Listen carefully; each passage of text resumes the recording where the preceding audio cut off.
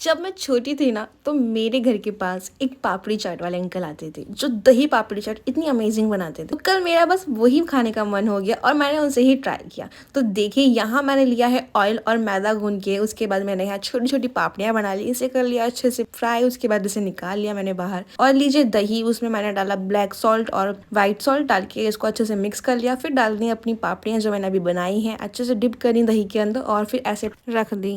उसके बाद मैंने यहाँ ऊपर से डाला है बॉयल आलू। उसके बाद थोड़ा सा मैंने जीरा पाउडर और प्याज, हरी चटनी, दही और उसके बाद ये डाला है मैंने इमली की मीठी चटनी, हरा धनिया डाली और डाली आलू की भुजिया। उसके बाद यहाँ मैंने डाला है चिली फ्लेक्स और ये पापड़ी थोड़ी सी चूर करके ऊपर से और डाल दी और डाल दिया अनार। और उसके बाद घर वालों के साथ इंजॉय किया।